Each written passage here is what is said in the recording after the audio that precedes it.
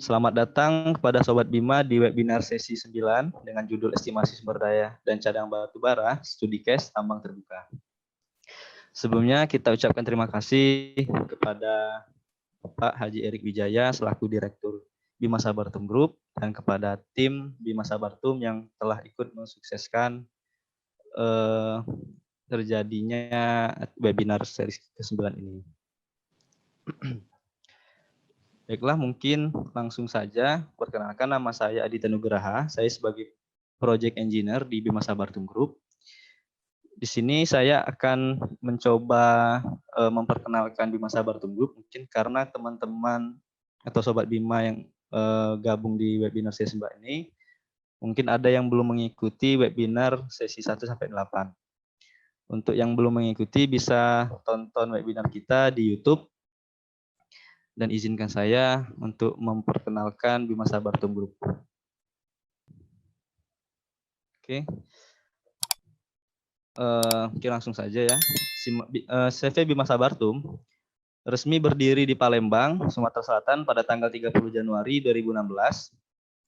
Berawal dari usaha jasa konsultan pertambangan, Bima Sabartum Group bertransformasi menjadi beberapa unit bisnis yang saling terintegrasi.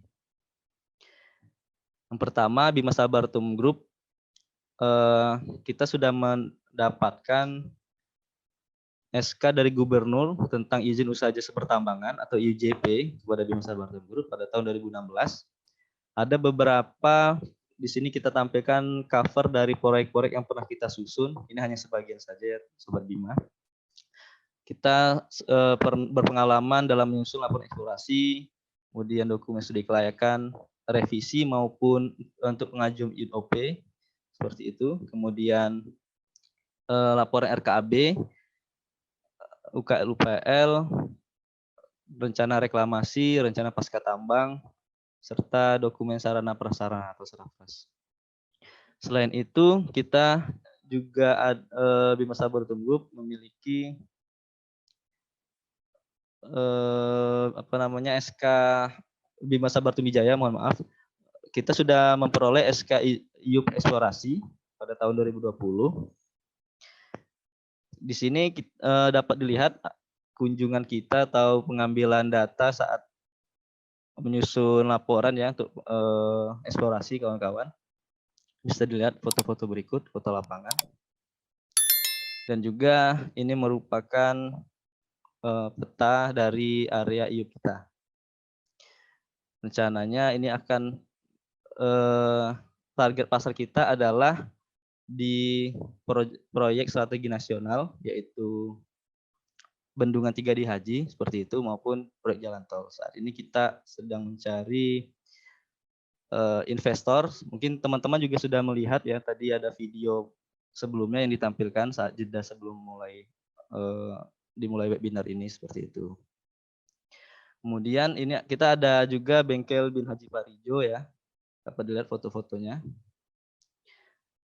Oke, selanjutnya mungkin saya di sini sebagai pengantar sebelum Bapak Verly menyampaikan materinya.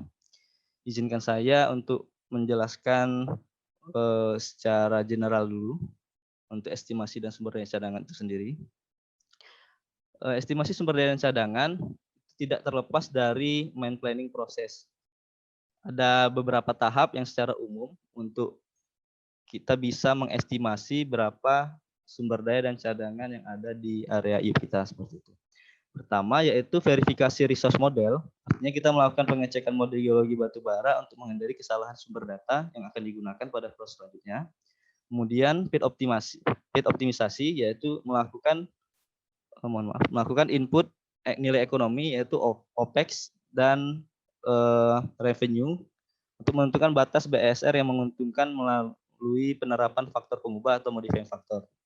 Setelah didapatkan pit sale, selanjutnya kita akan membuat life of mine design atau LOM design, yaitu untuk implementasi perencanaan tambang termasuk adanya bench dan tambang dan boundary dari desain pit sale. Artinya kita sudah memasukkan di sana faktor geoteknik ya. Selanjutnya adalah production schedule. Artinya di sini kita melakukan scheduling atau schedule penambangan, yaitu urutan penambangan dengan mempertimbangkan aspek teknis dan ekonomis untuk menghasilkan target produksi yang diinginkan. dan analisis investasi, memproyeksikan cash flow dari hasil production schedule, serta melakukan analisis investasi, NPV, IRR, dan payback period. Selanjutnya, setelah kita simpulkan bahwa potensi batu bara ataupun mineral yang ada di dalam IUP kita itu layak secara teknik ekonomis, barulah kita dapat mengatakan itu sebagai cadangan seperti itu. Untuk modifying faktor sendiri ada 10 modifying faktor: penambangan, pengolahan, metalurgi, ekonomi pemasaran, hukum lingkungan, infrastruktur, sosial, dan pemerintah. Mungkin untuk pembukanya itu saja dari saya. Selanjutnya kita akan ke pembicara utama kita. Sebelumnya, mohon maaf saya tadi sempat lupa yang menyampaikan bahwa rundown acara kita adalah pertama penyampaian materi pembuka dari saya, kemudian dari pembicara utama yaitu Pak Ferli. Pak Ferli ini merupakan Inspektur Tambang Ahli Muda, Direktorat Jenderal Minerba, Kementerian SDM. Selanjutnya setelah Pak Ferli menyampaikan materinya, kita akan ada polling. Polling di sini sangat dibutuhkan. Kita butuh saran dan masukan dari Sobat Bima, jadi mohon nanti diisi. Kemudian selanjutnya kita ada sesi tanya jawab. Untuk sesi tanya jawab ini mohon nanti diketikkan di kolom komentar mengenai materi yang telah disampaikan oleh Pak Ferdi seperti itu. Kemudian selanjutnya ada sesi foto. Mungkin langsung saja kepada Pak Ferdi, waktu dan tempatnya, waktu dan roomnya kita silakan Pak Ferdi. Terima kasih. Bisa didengar dengan baik suara saya? Bisa Pak Ferdi. Oh, bisa, oke. Terima kasih. Selamat pagi. Assalamualaikum warahmatullahi wabarakatuh. Waalaikumsalam warahmatullahi wabarakatuh. Pertama-tama saya ngucapin terima kasih kepada PT CV Bima Sabartum, khususnya pada sahabat saya sebagai founder sekaligus ownernya dari PT Bima Sabartum, yang menurut saya ini adalah langkah yang sangat luar biasa yang diambil oleh beliau, ya, di mana masih sedikit orang yang punya visi dan misi seperti ini. Saya mohon maaf, kamera saya agak, karena device saya posisikan landscape ya, jadi agak miring. Terima kasih juga kepada host Mas Adit, ya. Pokoknya segenap tim dari Bima Sabartum yang telah memberikan kesempatan ini. Sebenarnya kemarin pada waktu saat saya diminta oleh Pak Erik untuk mengisi materi ini, saya sebenarnya lupa untuk menyampaikan saya hadir di sini tidak sebagai seorang inspektur tambang gitu, jadi sebagai mining profesional biasa aja gitu. Karena kan ini sebenarnya bukan tidak resmi gitu kan, maksudnya saya tidak pakai surat tugas dari kantor, jadi agak berat sebenarnya memakai diiklankan sebagai inspektur tambang, tapi nggak apa-apa karena flyer sudah tersebar gitu kan, itu tidak jadi masalah. Namanya kita di sini juga saling sharing aja ya, karena juga saya juga bukan CPI gitu, walaupun meriksa hasil CPI juga.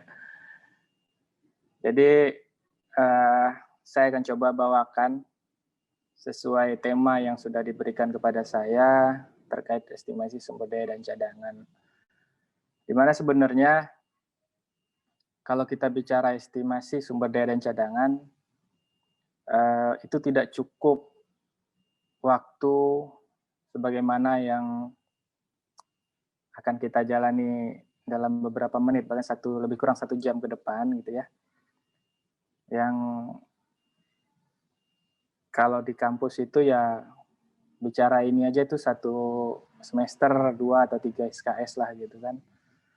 Nah itu hanya teori, belum aplikasinya. Namun saya coba maksimalkan materi ini walaupun hanya general overview. Scopingnya lebih dipersempit. Kita hanya sebatas cerita batu bara saja, sumber daya cadangannya, dan untuk peruntukan tambang terbuka saja. Jadi skopnya jelas ya. Saya tidak akan membahas mineral, batuan, non-logam, hanya seputar batu bara dan peruntukannya yang untuk open pit. Demikian.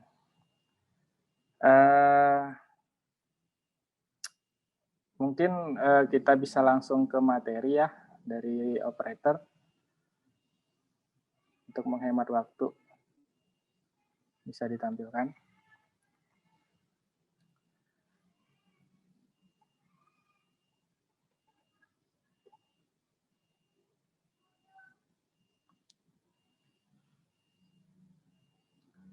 Oke, di sini saya udah step di depan. Kita hanya general overview, karena kalau misalnya saya sampaikan secara detail, waktu kita tidak cukup, sangat-sangat tidak cukup ya. Kalau kita mau masuk ke perhitungannya, terus bagaimana cara mendapatkannya, mungkin kita bisa sampaikan di kesempatan lain ya. Saya juga melihat di sini ada beberapa di peserta, saya tidak mungkin sapa satu persatu ya. Ada senior-senior saya di sini ya.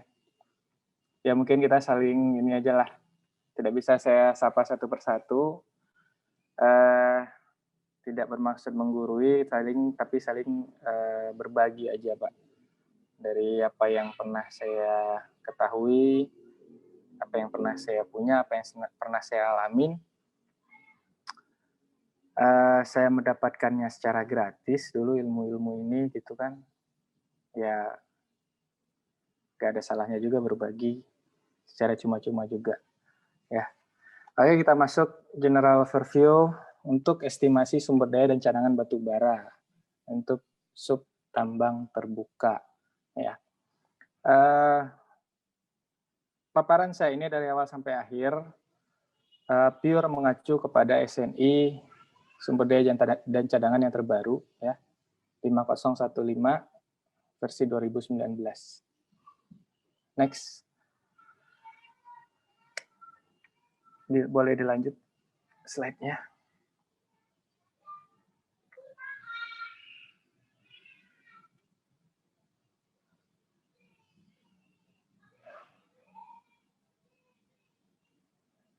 Oke. Sebelumnya dulu. Sebelum slide ini, saya perkenalan dulu. Tadi udah disampaikan oleh host, terus juga sudah ada di flyer juga. Dan mungkin di sini juga banyak teman-teman saya seperjuangan ya, satu bendera kita. Mungkin udah kenal saya gitu kan, sok kenal ya. Jadi nama saya Ferli Hardiman. Kebetulan saya sedang bertugas sekarang di Direktorat Jenderal Minerba sejak 2014. Sebelumnya saya adalah praktisi mulai dari 2008 sampai 2014. Saya tidak perlu listkan di sini CV pengalaman kerja saya karena nanti ada teman saya yang mungkin yang akan menertawakan gitu. Karena saya itu orangnya kutu loncat ya Bapak Ibu. Jadi ya kurang pas aja terlalu banyak nanti yang ditampilkan. Next. Kita masuk ke, kita bicara sumber daya dulu ya. Ini ada. Oke, silakan. Proses estimasi dari sumber daya batubara itu sendiri, itu ada 5 ya. Ada 5, mulai dari verifikasi dan validasi data, ya. Kemudian pemodelan geologi, kemudian pemodelan kualitasnya, kemudian uji prospek beralasan, nah, nanti akan saya jelaskan juga, dan terakhir perhitungan sumber daya itu sendiri dan pengklasifikasiannya. Nah, verifikasi, kita ke verifikasi dan validasi data terlebih dahulu. Kita akan lama nih di slide ini. Nah, untuk verifikasi dan validasi data itu ada data utama, ada data pendukung. Ya, data utama itu yaitu data-data pemboran ya, kemudian data topografi gitu. Kemudian ada data pendukung, ada itu data yang dikumpulkan dari pengamatan-pengamatan lainnya seperti hasil seismik, tapi jarang ya batubara orang melakukan seismik ya. Kemudian survei-survei lainnya. Nah, itu harus diverifikasi oleh orang yang kompeten di bidang sumber daya batubara. Kalau di kode KCMI itu disebutnya sebagai ESB. Ya, orang yang ahli dalam ESB, yang kompeten dalam ESB, estimasi sumber daya batubara. Dan list orang-orangnya siapa aja itu bisa dibuka di websitenya Perhapi ya Bapak Ibu-Ibu. Karena ada syarat-syaratnya untuk jadi seorang kompeten person. Saya tertarik jadi kompeten person, cuma karena di pemerintahan ya nggak boleh ya, konflik of interest nanti. Jadi ada beberapa notes ya, ada beberapa hal yang perlu kita perhatikan di sini dalam verifikasi dan validasi data. Yang pertama itu topografi yang digunakan. Ini yang paling penting. Topografi itu kadang-kadang, ya bukan kadang-kadang, kebanyakan dari si pemilik IUP, pemilik tambang gitu ya, pemilik izin, mereka enggan untuk melakukan pemetaan topografi. Padahal ini adalah poin yang krusial sebenarnya. Jadi mereka berharap bisa digunakan topografi yang sudah ada. Dalam artian topografi gratisan. Oke. Topografi gratisan bisa didapatkan dari situs-situs ya yang bisa mendownload itu secara tidak berbayar. Memang betul kita dapatkan topografinya, konturnya kita dapatkan, tapi keakurasian dari data topografi tersebut itu dipertanyakan karena deviasi koordinat X dan Y serta ketinggiannya, elevasinya itu masih jauh dari presisi. Nah, artinya data topo yang demikian itu tentu tidak appropriate lah, tidak pas jika digunakan sebagai acuan nanti perhitungan ke depannya. Ya, baik itu sumber daya, cadangan, pemodelan seperti itu. Jadi teman-teman sebagai di sini kan beragam ya pesertanya, kalau saya lihat ada dari profesional, ada mahasiswa, ada yang dari pemerintahan ya, kebanyakan teman-teman IT. Jadi kita nggak bisa menganggap remeh data topo.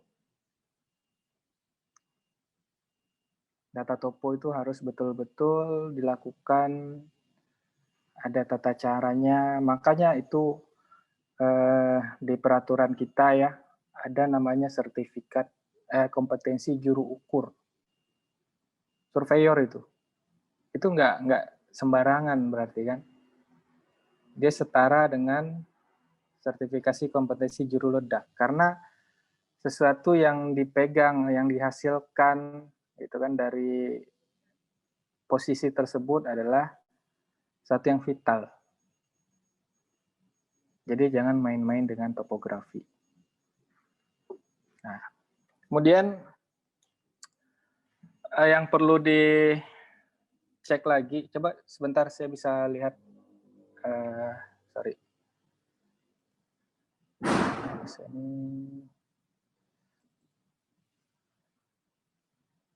Bentar.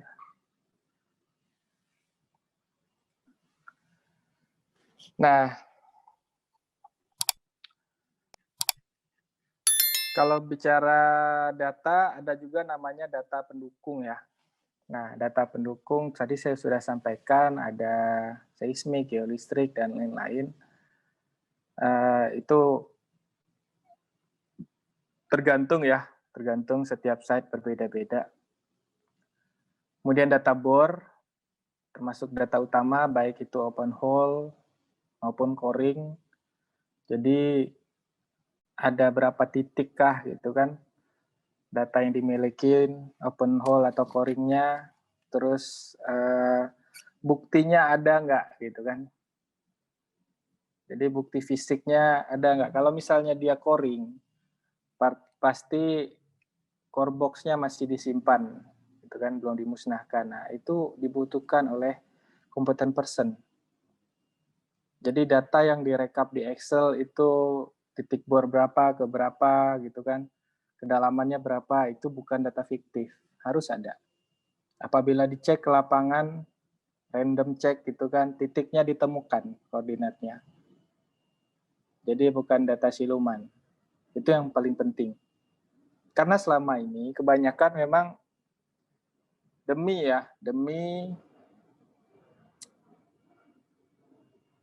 segepok rupiah gitu, dan rela lah data itu dibuat-buat, kemudian dibagus-bagusin gitu.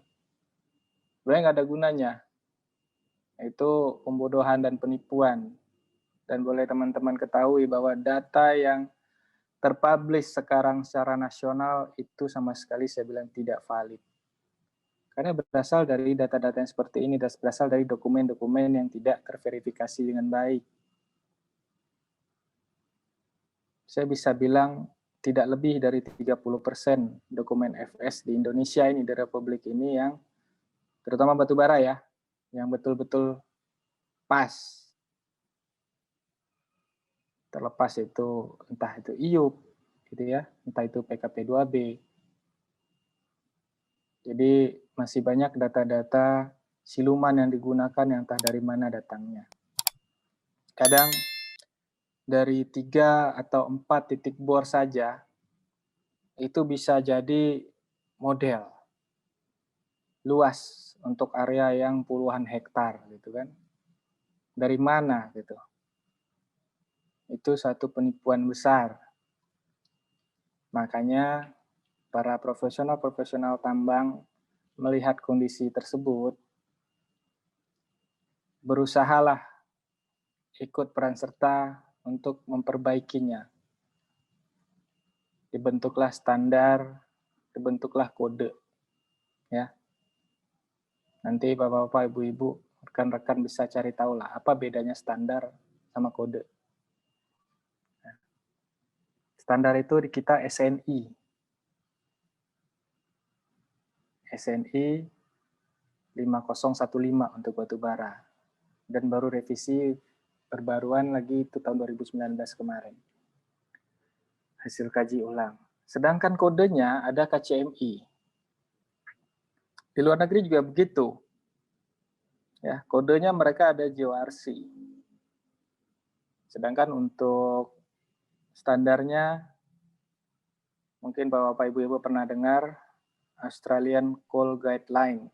Ya, itu semacam SNI-nya di kita lah di luar negeri sana, di Australia sana. Apa bedanya standar sama kode? Nah, mungkin kalau Bapak Ibu tertarik cari perbedaannya, silakan. Tapi yang pasti dua-duanya dibuat untuk sebagai acuan, ya, acuan dalam orang mengestimasi sumber daya baik cadangan. Kemudian pemodelan geologi. Pemodelan geologi itu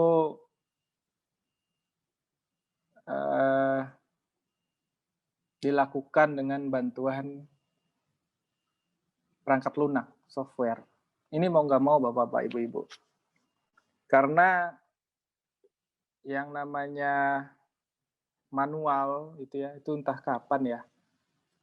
Mungkin sudah ditinggalkan dengan perkembangan teknologi sekarang, semua sudah serba digital ya, termasuk pemodelan geologi pun dilakukan secara digital.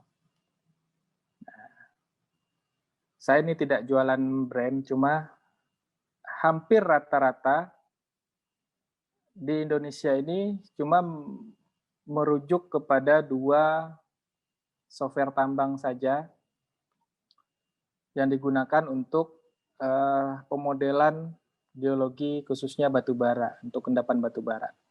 Karena kenapa? Antara satu software dengan software lainnya itu berbeda peruntukan. Ya. Kita mungkin mengenal banyak, ada Surpak, gitu kan, ada Mindsight, ada Mindscape, ada Vulkan, ada Minex, apalagi ada Whittle, ada Micromine. Nah, banyak. Namun peruntukannya berbeda-beda. Ada yang peruntukannya memang untuk deposit yang sifatnya heterogen gitu ya. Untuk hard rock, mineral, ada contohnya. Ada juga yang memang untuk stratified deposit seperti batu bara. Itu jagonya ya Minex sama Mindscape seperti itu. Jadi jangan salah juga. Orang mengerjakan modeling batu bara pakai Vulkan, nah itu salah. Dan tidak sesuai peruntukannya. Karena pembacaan algoritmanya dari masing-masing software itu pasti sudah ada peruntukannya. Karena perlapisan endapan kita juga berbeda. Ya. Endapan batu bara dengan endapan emas DMP itu beda. Ya, emas itu aja berbeda-beda ya di lingkungan pengendapannya. Kemudian setelah batu bara itu dimodel, dapatlah roof sama floor-nya. Kemudian saya ini masih dongeng dulu ya, nanti kita masuk ke slide berikutnya. Kemudian masuk ke pemodelan kualitas batu bara. Kenapa kualitas juga dimodel? Nah iya, karena nanti kita jualannya juga berdasarkan kualitas.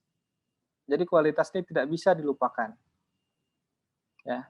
Kualitas yang didapatkan dari hasil laboratorium dari titik bor yang satu dengan lainnya belum tentu sama. Nah, nanti setiap itu dimodel. Jadi ada ISO, kontur ISO CV, kontur ISO AS, kontur ISO sulfur. Itu nanti terbentuk.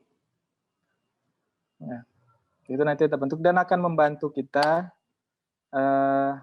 dalam perhitungan-perhitungan ke depannya.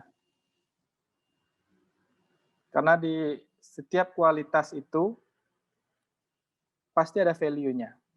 Value yang dimaksud di situ sudah pasti dolarnya, ya.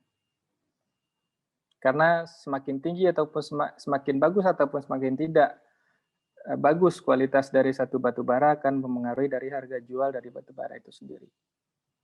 Ya, karena kita ada namanya acuan. Entah itu kita pakai HBA atau pakai acuan-acuan yang di luar sana. Kemudian ada yang cukup baru mungkin di telinga kita, ya, sebagai pendatang baru bahasanya di SNI 5015. Sebenarnya ini udah barang lama di Australian Coal Guideline 2014. Itu namanya uji prospek beralasan. Jadi uji prospek beralasan itu adalah yang membedakan antara mana sih deposit yang potensial ekonomis untuk dilanjutkan ke tahap berikutnya, mana yang tidak mungkin rasanya seperti itu. Jadi ada semacam simple economic model ataupun pertimbangan ekonomi sederhana. Ini mungkin nih, gitu. Jadi nanti ke depannya, kalau sekarang kan kalau bapak-bapak, ibu-ibu sering baca dokumen FS atau dokumen JORC gitu kan, pasti gap antara nilai sumber daya dan cadangan itu terlalu jauh. Ya. Misal, nilai total sumber daya baik tereka, terunjuk, terukur itu di 100 juta ton. Ya. Sedangkan cadangannya hanya 8 juta ton. Nah, itu yang akan diantisipasi ke depannya dengan ada penambahan kategori baru di SNI. Nanti akan kita sampai ke sana. Kalau dulu hanya ada sumber daya dan cadangan, nah nanti ada pendatang baru. Nah, pendatang baru itulah, antara pendatang baru dengan sumber daya itu dilakukanlah uji prospek beralasan namanya. Kemudian baru yang terakhir setelah itu dilakukan, baru dilakukan perhitungan dan pengklasifikasian. Perhitungan sumber daya secara per SIM ya. Kemudian pengklasifikasiannya dari 3 klasifikasi yang kita sudah ketahui, mulai dari terukur, terunjuk, tereka. Oke, kita boleh lanjut ke slide berikutnya.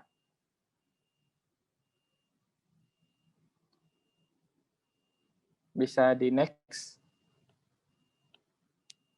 Saya karena pakai tablet jadi nggak bisa operasikan. Oke. Sekarang kita pindah ke tingkat keyakinan. Sudah muncul belum? Belum, di next saja. Sampai muncul semuanya aja. Ada 6.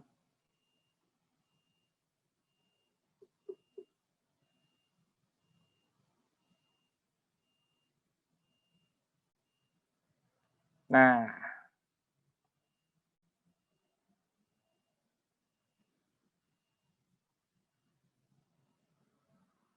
oke. Jadi dalam kita mengestimasi sumber daya, itu ada yang namanya tingkat keyakinan. Tingkat keyakinan ini ya, bukan sesuatu yang dimaksud di sini, bukan sesuatu tingkat keyakinan yang berhubungan dengan religius ya, bukan ya. Kalau yang itu kita sudah jelas ya, tidak terbantahkan. Namun ini tingkat keyakinan dari seorang competent person terhadap apa yang sedang di hadapan dia, yaitu suatu izin dengan datanya gitu kan, dengan kondisinya yang nanti akan dihitungkan berapa sih isinya gitu. Selalu kita mulai dari validasi data, topografi, dan survei. Nah, tadi saya sudah sampaikan data yang divalidasi itu banyak. Data bor, data logging, terus visual dari coring kalau misalnya dia coring, ya. Nah, itu akan berpengaruh ke bagian berikutnya, keterwakilan sampel, ya. Jadi titik bor itu harus sesuai dengan elevasi di topografinya. Kemudian skala yang digunakan itu jangan terlalu besar. Kalau bisa 1:2000 lah atau 1:5000 bisa. Kemudian deviasi dari lubang bor tersebut. Nah, ini yang penting saya coba share konten sedikit ya. Whiteboard. Oke.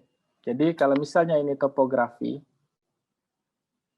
kalau topografinya tidak betul, nah data bornya padahal itu sudah di pick up elevasinya X, Y, Z. Ternyata di atas topografi. Kalau topografinya tidak benar. Kemudian ada data bor lainnya ternyata di bawah tanah permukaan bornya. Nah, ini akan mempengaruhi terhadap model. Jangan salahkan kalau nanti modelnya jadi kayak gini juga. Jadi kebenaran data akan mempengaruhi hasil dari pemodelannya nanti. Ya. Oke. Kita lanjut lagi. Kemudian keterwakilan data. Nah, keterwakilan data, keterwakilan sampel ini harus mendapatkan dari setiap data itu recovery di atas 95% ya, bor recovery-nya. Kemudian core recovery harus di atas 95%. Kemudian kalau misalnya dia melakukan pemboran inti full coring, itu harus pakai diameter bit yang, kalau bapak-bapak, ibu-ibu, teman-teman yang geologis pasti paham ya. Ada istilah NQ, HQ, PQ gitu kan. Pasti copy lah itu. Nah, ini kita minimal NQ. Kemudian dilakukan nggak geophysical logging terhadap data-data yang sifatnya open hole, ya, yang non-coring.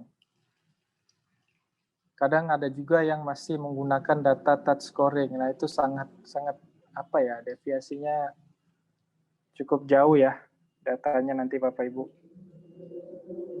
Dan kalau misalnya seorang competent person menanyakan kepada si geologisnya atau si orang di tambangnya itu, pada saat akan memulai pekerjaan pasti dia nanya, ini berapa persen di logging, gitu kan?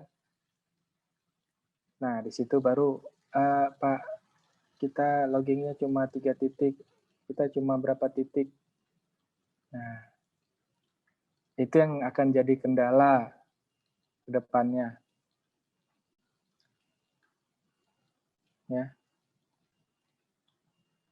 Idealnya seluruh open hole itu harus di logging. Karena kan logging juga kan sewanya tidak per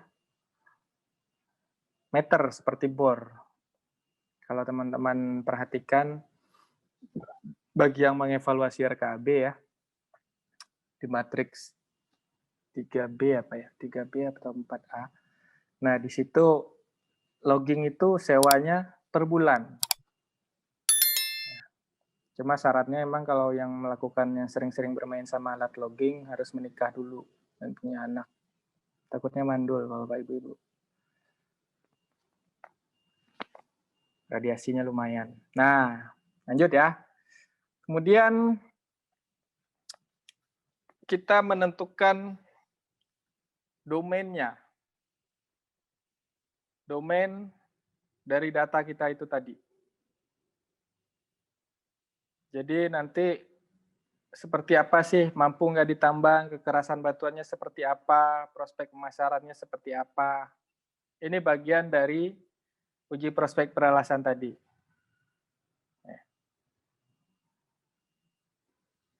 Bentar. Oke, kita lanjut. Kemudian kita ke pemodelan. Kalau di SNI itu analisis spasial dulu, analisis statistik dulu, baru pemodelan. Sebenarnya dia bisa vice versa gitu, bisa bolak-balik. Ya. Kalau saya lebih kepada pemodelan dulu. Karena setelah pemodelan nanti pasti ada adjustment lagi. Ya. Jadi kita input data bore ke software gitu kan, kita lakukan pemodelan sehingga dapat diketahui. Kadang ada interpretasi dari geologis yang aneh, maksudnya bukan aneh, keliru ya, namanya manusia, sehingga hasilnya itu aneh hasilnya setelah dimodel. Saya kasih contoh. Oke, contohnya begini. Misalnya data bor DH01, di sini ada DH02. Nah, terus di sini ketemu SIM A, ketemu SIM B, ketemu SIM C. Di sini cuma ketemu SIM A sama SIM B saja. Ya kan? Ini dari berapa ke kedalaman berapa, ini berapa kedalaman berapa gitu kan. Nah, penentuan penamaan SIM ini biasanya sudah given dari geologisnya, bukan dari si competent person. Karena geologisnya yang tahu mappingnya di lapangan seperti apa, kemenerusannya seperti apa, gitu kan. Karakteristik di sekitar lokasi itu seperti apa. Nah, kadang penamaan, penomenklaturan ini yang sedikit keliru dari geologis ke competent person. Makanya perlu dilakukan pemodelan, kemudian divalidasi lagi. Ya, misal kalau kita seperti ini data bore-nya, ini DH01 tadi, ini DH02, ya. Nah, di sini dia ketemu SIM A, sini SIM B, sini SIM C, ya kan? Kemudian di sini ternyata di sini kita bikin SIM A, di sini SIM B lagi. Sedangkan di section yang lain, SIM A-nya itu di bawah sini. Alhasil adalah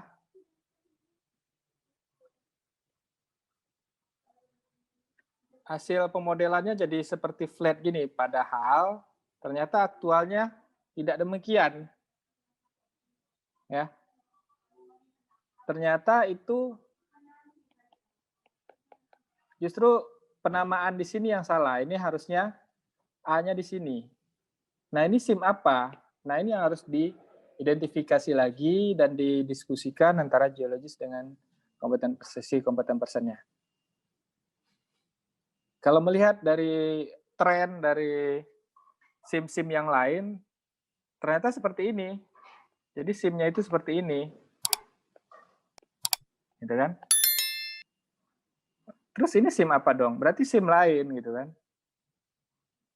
Nah, itu perlu tidak cukup dengan 2 atau 3 bor saja jadi model. Itu mustahil. Itu pembohongan, benar-benar pembohongan. Ya. Oke. Itu perlu. Kemudian, mana ininya tadi? Paparannya tadi. Oke.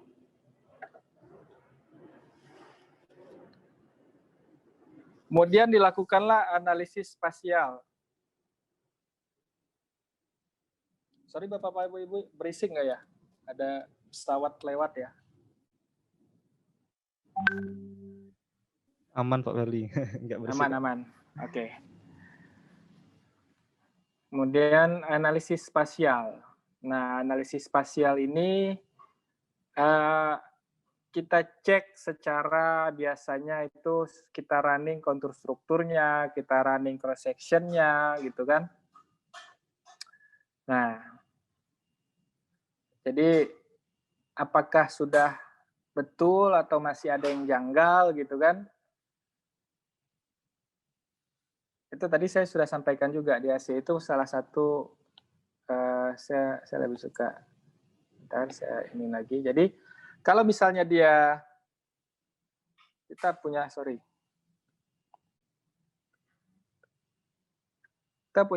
cross section seperti ini, misal cross section gitu kan. Nah, di sini permukaannya. Nah, di sini kan batu bara kita. Nah, itu kita cek ketebalannya seragam nggak, gitu kan. Kemudian ada anomali nggak? Ada misalnya anomali berarti kemungkinan di sini ada fault, gitu kan. Atau kesalahan data seperti saya tadi. Ada istilah yang cukup umum di dunia pergeologisan ya. Ada namanya mata sapi, mata kerbau, gitu ya. Ada bull's eyes namanya. Nah, bull eyes itu kalau misalnya kita running kontur strukturnya dari si SIM, misalnya kontur strukturnya SIM A tadi, kita punya seperti ini. Gitu kan? Nanti ada di paparan saya selanjutnya itu. Nah, kontur strukturnya seperti ini. Enggak. Bawah. Nah, ini crop line-nya. Ya. Nah, ini cukup bagus berarti. Entah ini benar-benar bagus atau datanya rekayasa, gitu kan? Kalau terlalu perfect juga jangan senang dulu Bapak Ibu ya. Siapa tahu udah hasil modifikasian datanya terlihat bagus, gitu kan? Ada juga yang memang amburadul. Di sini ada begini, udah kayak kontur di permukaan aja itu batu bara, gitu kan? Berarti ada yang salah. Ada yang salah dalam penamaan SIM-nya, gitu kan? Atau SIM-nya ada yang bercabang atau ada penggabungan gitu ya. Bercabang itu splitting misalnya. SIM-nya ternyata jadi seperti ini. SIM A, ini A1 atau A2 atau A upper, A lower gitu kan. Itu splitting dan beberapa case lainnya.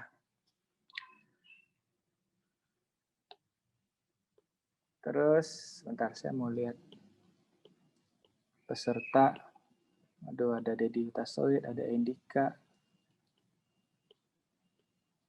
Jadi nggak enak nih. Udah nggak apa-apa.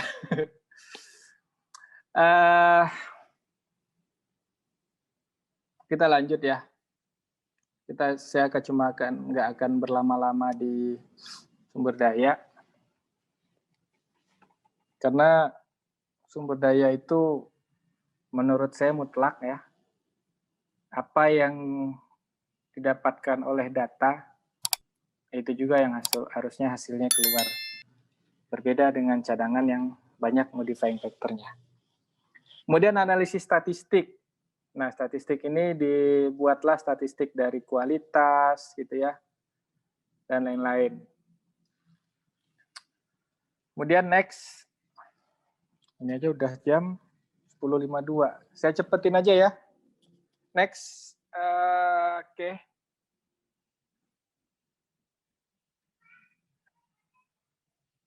Pak Indika, nyimak aja. Nah, ini untuk kondisi endapan batu bara yang sudah di state ya di SNI. Ini akan mempengaruhi dari perhitungan sumber dayanya nanti. Dari jarak titik pengaruh jarak pengaruh dari titik informasinya nanti berdasarkan ini. Titik informasi itu istilahnya di orang sumber daya adalah titik bor, ya. Titik bor atau titik logging itu titik informasi. Untuk kondisi geologi yang sederhana, gitu kan, itu untuk sedimentasinya sedikit bervariasi, ya, kesinambungan dari perlapisannya jauh, gitu kan, hampir tidak ada splitting. Kemudian untuk kondisi tektoniknya nggak ada sesar, ya, lipatannya nggak ada. Nah, ini banyak nih kondisi-kondisi batu bara seperti di daerah Musi Banyuasin, ya. Kayak model batu rona di Mulia dan lain-lain itu tipenya kayak gini nih. Batu baranya tebal-tebal, esnya rendah. Gitu. Paling hanya ada washout aja di beberapa titik gitu kan. Karena di bekas rawa. Kemudian kondisi moderat. Nah, untuk sedimentasinya bervariasi, ada beberapa percabangan, kadang beberapa minor fault gitu. Kemiringannya sedang, ya. Biasanya kisaran belasan derajat sampai di 30 sampai 45 derajat gitu kan. Kemudian kondisi geologi yang kompleks. Kondisi geologi yang kompleks ini bisa terindikasi dengan orang melakukan pemboran ketemu batu bara terus. 1 atau 2 titik bor ketemu batu bara terus di depannya nggak ketemu. Artinya apa? Itu simnya tegak, nyaris. Gitu kan, nyaris tegak. Nah, ini sudah tergolong ke kategori kompleks. Kita perlu kerapatan antar titik informasinya lebih rapat, lebih dekat antara titik satu dengan titik lain. Next. Contohnya tuh kalau yang kompleks tuh model Duta Alam Sumatera, Bara Alam Utama kalau di Sumsel itu. Kalau di Kaltim tuh model Kideko Jaya Agung, Adaro itu cukup kompleks. Lanjut. Operator. Nah, ini dia. Kalau dia kondisinya sederhana, ya, untuk penentuan sumber daya nanti donat-donatnya itu, nah, itu untuk kategori tereka antara 1000 sampai 1500 radiusnya. Untuk terunjuk 500 sampai 1000-nya, 1000, kemudian terukur itu di bawah 500 meter. Begitu selanjutnya, moderate dan kompleks. Semakin rumit kondisi geologinya, spasi antar bor seharusnya jadi lebih rapat. Dan konsekuensinya adalah biaya yang dikeluarkan untuk eksplorasi pasti akan lebih tinggi. Ya mungkin enggak, ya. Kecuali kalau pakai dukun kayak model Pak Haji di Kalsel, nggak perlu ngebor, udah rapat langsung sumber daya batu bara. Ya, lanjut.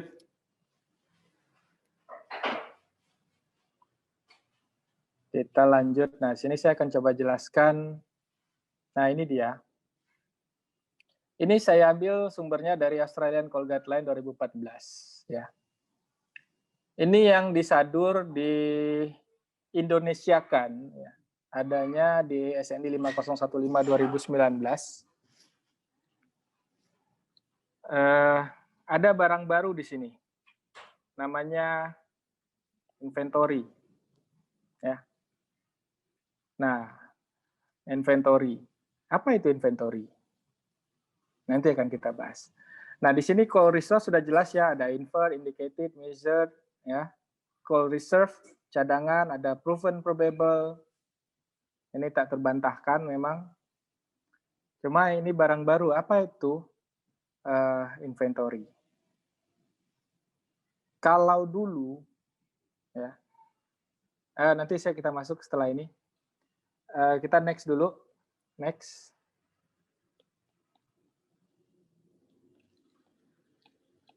Bisa dihapus. Bisa next dulu ininya. Slide-nya.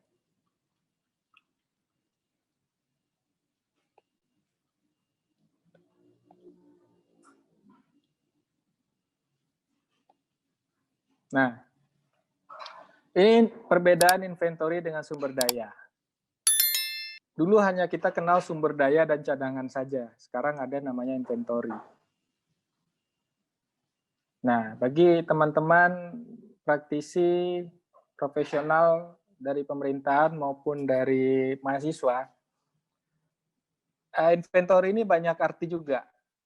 Bagi orang pemasaran, penjualan batu bara ini, inventory yang dimaksud adalah barang yang ada di stockpile. Ya, produk yang ada di stockpile itu inventory dalam artian mereka. Tapi kalau inventory dalam artian sumber daya, itu deposit yang, bukan deposit ya, endapan batu bara yang tidak memiliki prospek keekonomian, ya nggak mungkin untuk dilanjutkan ke tahapan yang lebih menguntungkan. Ini yang saya sampaikan tadi, kalau dulu gap antara nilai sumber daya dengan cadangan itu terlalu jauh, terlalu tinggi, gitu kan. Nah, di sini kedepannya itu tidak akan terjadi lagi. Karena hanya sumber daya yang memungkinkan dinaikkan statusnya menjadi cadangan saja yang akan menjadi sumber daya. Ya, kalau saya boleh gambarkan seperti ini. Kita anggap IUP-nya itu dalam batas, sorry kok merah.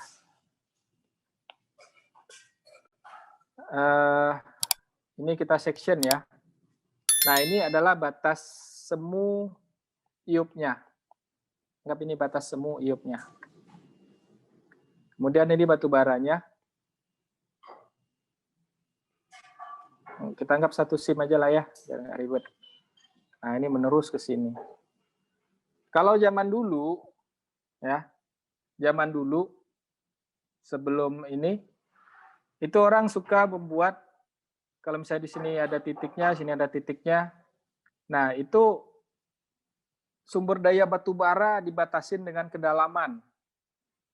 Sampai sedalam apapun batu bara, kalau dia masih kena titik informasinya, poligon sumber dayanya, itu masih terhitung sebagai sumber daya.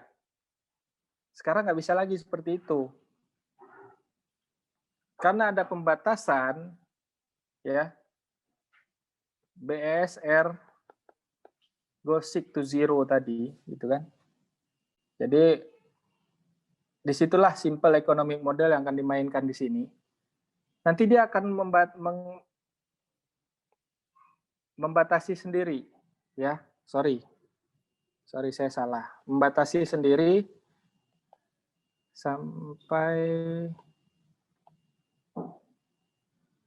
di sini saja sumber dayanya. Sedangkan sisa inilah yang disebut inventory, karena nggak mungkin ditambang yang ini, sorry.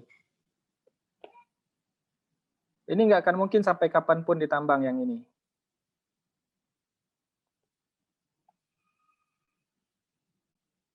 Jadi dia tidak termasuk dalam kategori sumber daya lagi. Ya. Jadi itu inventory. Jadi dari reasonable prospeknya, dari uji prospek beralasannya itu, dia tidak masuk lagi. Oke. Jadi ini kabar baik juga kabar buruk gitu kan. Kalau dulu, mohon maaf, pengusaha, investor lebih percaya, ini dalam tanda kutip ya, terhadap geologis nakal gitu kan. Oh Pak, gitu kan, bos, barangnya banyak nih, gitu. Barangnya banyak, depositnya banyak, wah udah senang investor. Itu langsung dibeliin Mercy, langsung dibeliin Pajero itu orang tersebut gitu kan. Padahal isinya nggak ada, bohong, bodong semua. Saya tidak membanding-bandingkan profesi ya, kita berlatar belakang yang ilmu kebumian semua hampir di sini. Cuma dulu beberapa oknum banyak yang seperti itu. Ya, akibatnya adalah kenapa? Akibatnya si pengusaha, si pemilik modal lebih senang mendengarkan cerita yang seperti itu daripada mendengarkan seorang engineer. Kenapa? Orang main engineer bicaranya dia pesimistik, Pak. Oh, nggak bisa, Pak. Nggak bisa, Bos. Nanti akan seperti ini, nanti seperti ini. Padahal itulah yang sebenarnya mengurangi risikonya dia, gitu kan. Nah, itulah kelemahannya orang kita. Mau dia punya duit banyak, pasti senangnya dengar kabar baik dulu, walaupun cuma PHP. Alhamdulillah sekarang yang begitu praktek-praktek yang seperti itu sudah jauh berkurang. Itu zaman dulu ya. Dia cuma ngebor 1-2 titik. Wah, Pak, isinya di tempat Bapak ini, di Bapak ini 40 juta. Dari Hong Kong, gitu kan, 40 juta. Oke, kita lanjut. Kita nggak berlama-lama di sumber daya, kita langsung ke cadangan aja.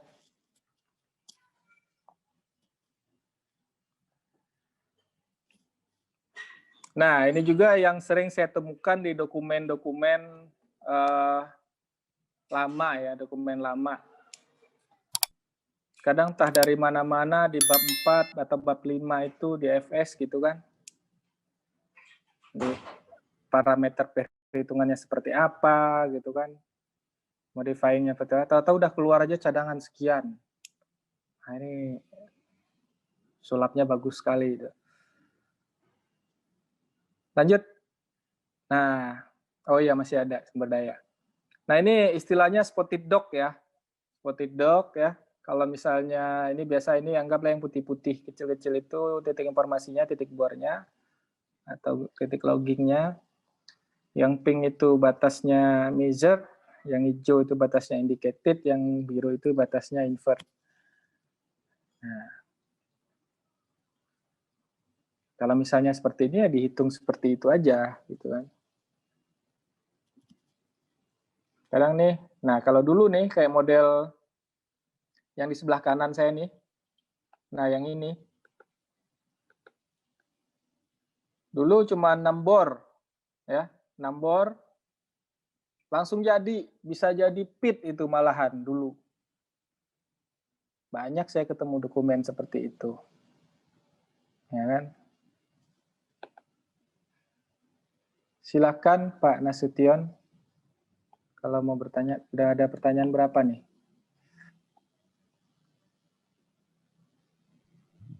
Mohon maaf Pak Ferdi. Iya silakan.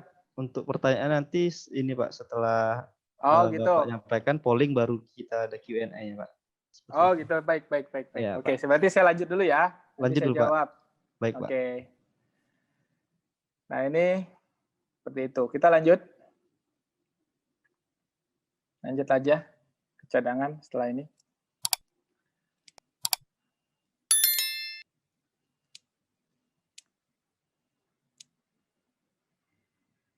Bisa dilanjut. Nah, ini bagian proses estimasi cadangan batu bara ya yang ada di dalam SNI ya. Saya ambil ke sini.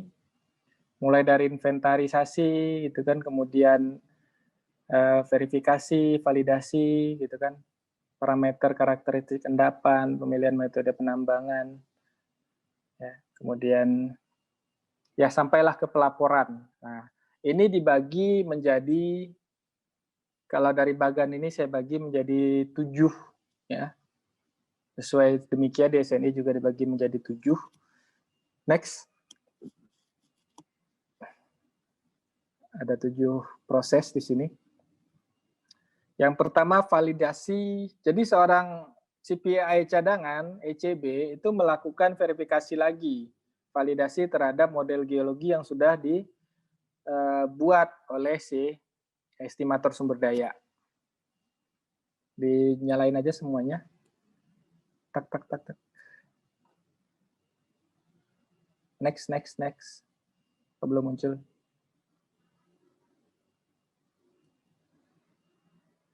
Udah muncul kah? Mohon maaf Pak, sedang loading Pak. Oh, oke.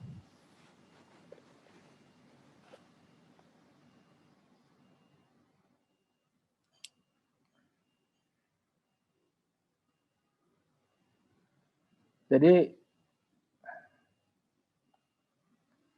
kalau gitu saya share konten aja. Oh itu udah mulai. Yang pertama dari validasi model. Validasi model itu dilakukan si estimator cadangan ini, baik itu CPI ataupun orang perusahaan, dia running lagi kontur strukturnya, cross sectionnya, gitu kan, dari model yang sudah ada. Kalau ditemukan misalnya keanehan atau modelnya terlalu smooth, ternyata nggak nempel titik bornya, ya, interval SIM-nya nggak nempel. Kalau misalnya dibikin section dari titik bor ke titik bor, berarti ada yang dinaikin atau ada yang diturunin dari data aslinya oleh si estimator sebelumnya. Kemudian dilakukanlah fit optimization. Nanti akan kita jelaskan. Setelah fit optimization, dibuatlah practical fit design. Practical fit design ini ya fit yang sudah ada ininya lah, benchingnya. Kemudian financial modeling, economical modeling, mining reserve, kemudian pembuatan long plan, baru reporting. Harusnya itu terbalik, long plan dulu, mining reserve, tapi saya sengaja balik, ya, karena long plan itu bisa berubah-ubah. Next. Nah, waktu kita udah ini nih, nggak apa-apa ya. Kita lanjut aja, sebenarnya agak maraton, bukan maraton sih ini. Lebih cepat. Lanjut.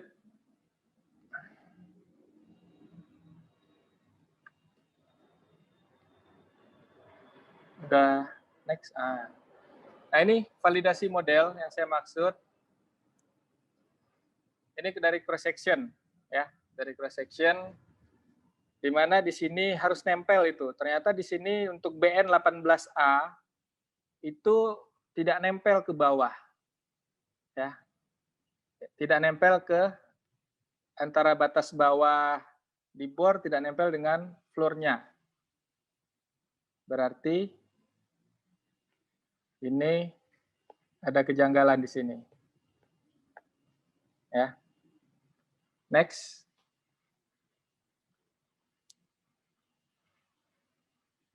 Lanjut. Kemudian kita masih di model validasi juga. Kemudian kita melihat kontur strukturnya. Nah, di sini kontur strukturnya nggak bisa dihapus. Ada yang aneh antara kiri dan kanan? Nah, di kiri, ya, di kiri ini cukup bagus kontur struktur yang dihasilkan, sedangkan di yang sebelah kanan itu ada yang seperti ini. Yang seperti ini, ada yang seperti ini juga. Itu bullish. Bisa jadi data yang ada di titik bor itu tidak sesuai penamaan SIM-nya, gitu kan. Bisa jadi ada kondisi lain yang anomali di daerah tersebut. Kemudian, next.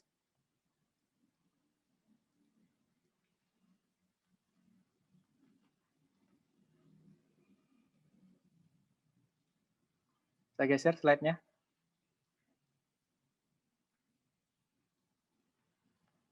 Nah, ini statistik dari data bor, ya. Kita bisa lihat ini hasil keluaran dari software. Waduh, PT-nya kelihatan lagi. Nah, ini dari titik bor, kita rata-rata ketebalannya berapa sih, gitu kan. Oke, kita lanjut.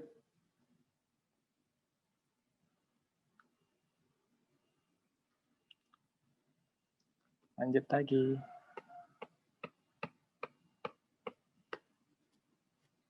Nah, ini juga,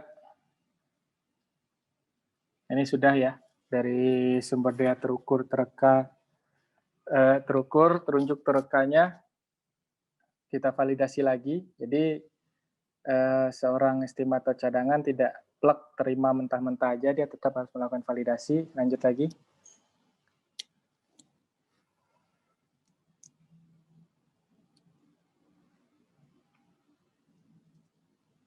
Ini sebagai informasi ya, Bapak-Bapak Ibu. Contoh-contoh ini saya ambil dari software Mindscape tadi malam gitu kan, dari proyek-proyek terdahulu. Jadi misalnya ada keselip nama perusahaan, nah mohon diabaikan saja. Ini kita masuk ke tahap pembuatan batas optimum fit ya. Pembuatan batas optimum fit itu bergantung kepada parameter-parameter yang cukup banyak yang perlu kita masukkan. Yang paling penting itu parameter teknis dan ekonomis ya. Dan berhubungan antara di dua parameter tersebut. Nah, kita perlu tahu skenario proses yang memungkinkan dari si calon tambang ini seperti apa. Ya, kalau misalnya dia masih greenfield. Kalau misalnya dia sudah berjalan tambangnya dan akan dilakukan perhitungan ulang, kita bisa benchmarking dari kondisi yang sudah ada. Nah, gimana tambang itu dia punya haulingnya seperti apa, terutama di hauling ya. Terutama di hauling itu yang menjadi concern karena cost-nya cukup tinggi ya. Salah-salah hitung di hauling nanti nyampe di pelabuhan bisa minus, nggak dapat margin. Ya. Haulingnya seperti apa? Trucking kah atau pakai rel kah gitu kan? Dan berapa jauh gitu, langsung kah dari pit ke stockpile di jetinya gitu kan, ada itu yang langsung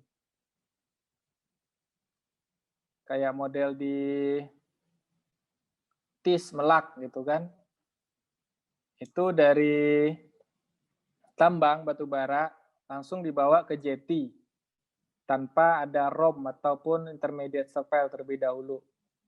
Nggak tahu sekarang, itu dulu ya, tahun 2008.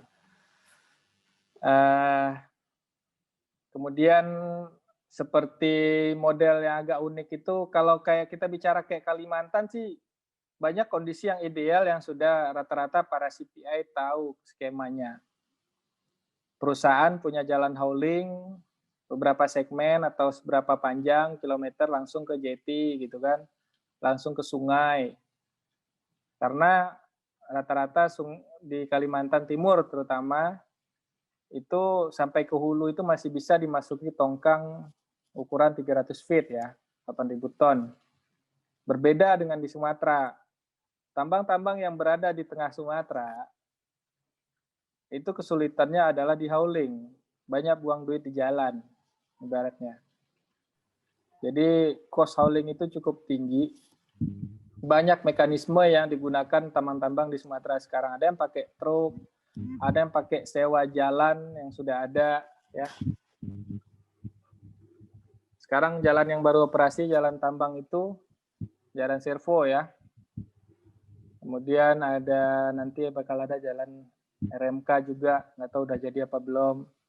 Nah itu pasti ada cost-nya, per ton per kilometer berapa, belum lagi stockpile manajemennya berapa, cost-nya gitu kan. Kadang dia nggak pakai jeti sendiri, nebeng punya orang gitu kan.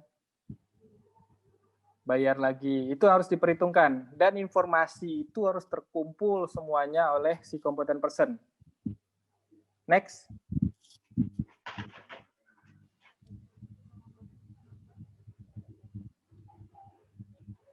Lanjut. Nah, kemudian parameter teknis dari penambangannya sendiri. Coal minimum thickness ya, coal minimum thickness berapa? Wah, gua dibeli ke siapa?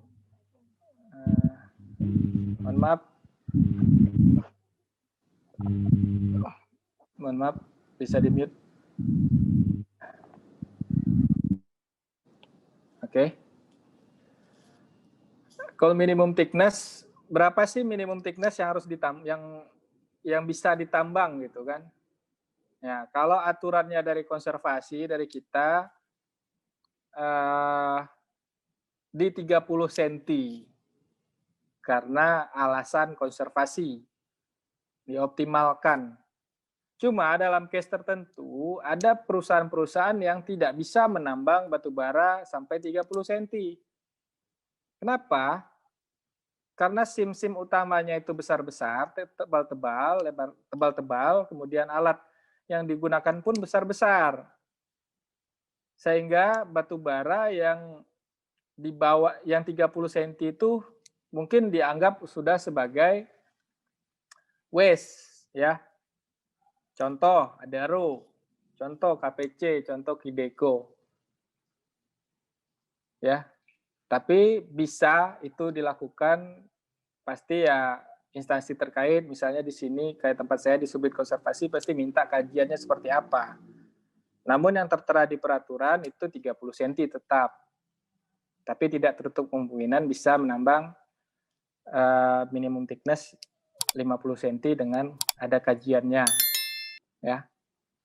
Logika saja gimana caranya PC 3000 menambang batu bara 30 cm, 40 cm kan nggak mungkin. Atau PC 2000. Ya. Di tambang-tambang besar seperti Adaro, Kideko itu yang nambang batu bara itu PC 2000, PC 1250. Ya. Sedangkan kalau di tambang-tambang kecil PC 300 saja buat OB malahan kan. Buat OB juga, buat batu bara juga. Nah itu balik lagi kepada keekonomian dan parameter-parameter yang memungkinkan. Loss and dilution juga perlu dimasukkan karena ada parameternya. Diminta global mining recovery ya. Global mining recovery itu terhadap model yang ada, berapa sih recovery yang kita set untuk kita tambang. ROM quality. Nah, ROM quality ini mengacu kepada kualitas batu bara yang akan kita jual. Berbeda dengan quality in situ yang kita masukkan, yang kita keluaran dari hasil sumber daya ya. Jadi akan aneh kalau saya menemukan laporan RKAB ataupun laporan FS, quality batu bara sumber daya dengan quality batu bara cadangannya plek persis sama. Apa iya gitu. Di model nggak sih kualitinya gitu kan? Apa iya dia ngejual langsung batu bara yang seperti itu? Kemudian batas kedalaman maksimum dan lebar pit. Nah ini nanti akan berpengaruh pada saat generate optimisasinya. Tadi yang terakhir yang tidak kalah penting itu overall slope angle. Karena pada saat kita melakukan optimisasi itu belum dilakukan benching secara single bench ya. Ya, benching namun dipakai angka overall slope-nya. Ya, kalau misalnya kita pakai geometri tinggi tambang itu single bench-nya 10 meter dengan single angle-nya 56 derajat ya. Bench-nya satunya 5 meter, lebarnya yaitu di kisaran 44 sampai 45 itu overall-nya. Nah, kita pakai overall untuk pembuatan pit optimization. Nah, parameter-parameter ini yang dibutuhkan dalam software, mohon maaf saya harus sebut Minex ya. Jadi parameter-parameter ini dimasukkan baik secara langsung ataupun secara SQL nantinya. Kita lanjut. Lanjut. Cara mendapatkan overall slope udah tahu ya Bapak Ibu ya, pasti dari pemboran geotek, terus di lab uji yang dilakukan apa, biasanya direct shear aja atau triaxial boleh, atau dua-duanya juga boleh. Lanjut.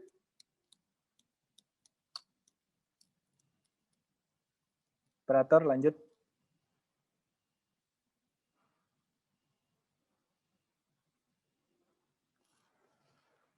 Aduh.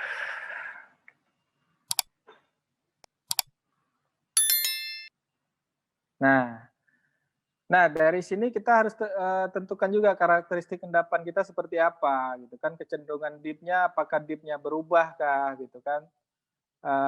Apakah bervariasi dipnya dari sepanjang strike-nya, misalnya strike-nya itu dari barat ke timur. Nah dari barat ke timur itu seragam kah dipnya, gitu? Atau cenderung Kalau model kayak di Lahat itu kan, di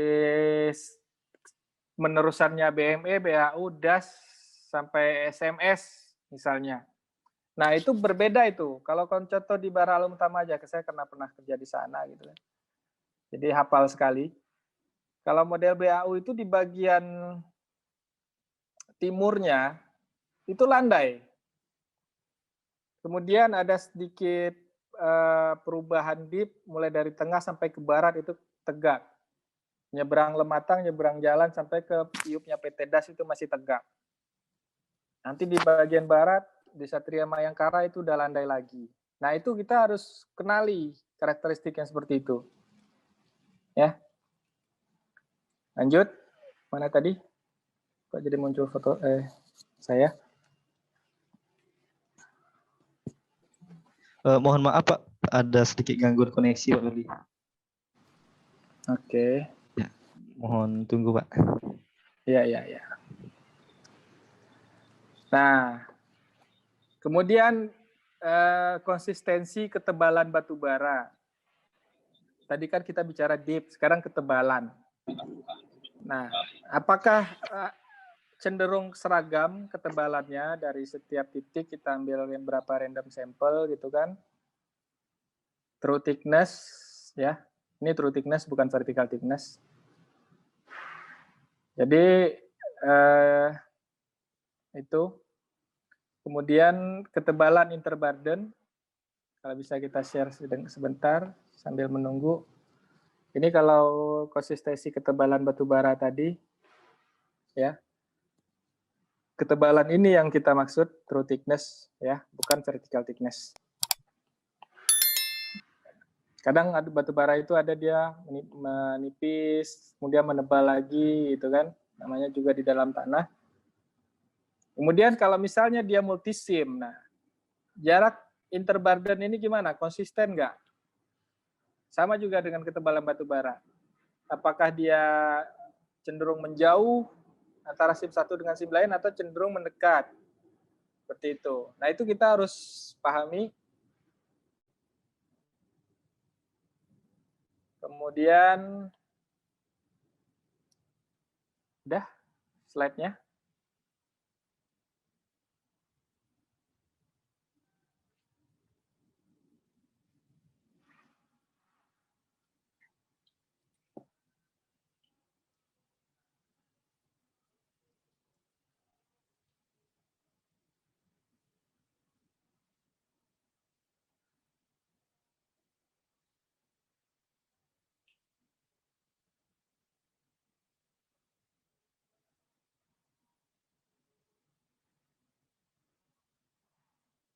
Sudahkah panitia?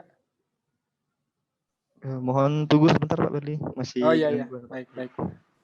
Mohon maaf peserta, masih ada gangguan koneksi.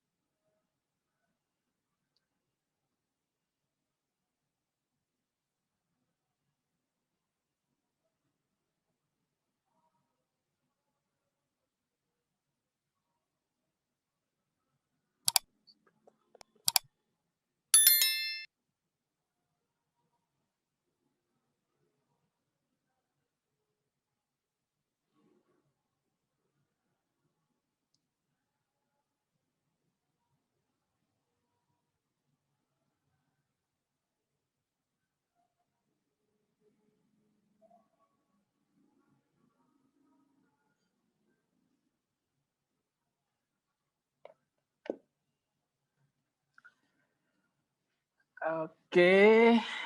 Nah, kita cerita aja lah dulu ya sambil ini biar efektif waktunya. Kemudian yang perlu kita sampaikan lagi itu adalah, saya bisa nggak ya login dari sini? Dalam optimasi itu biaya dan harga. Biaya dan harga. Atau sambil menunggu screen-nya dibenerin. Saya jawab dulu pertanyaan-pertanyaan ini ya.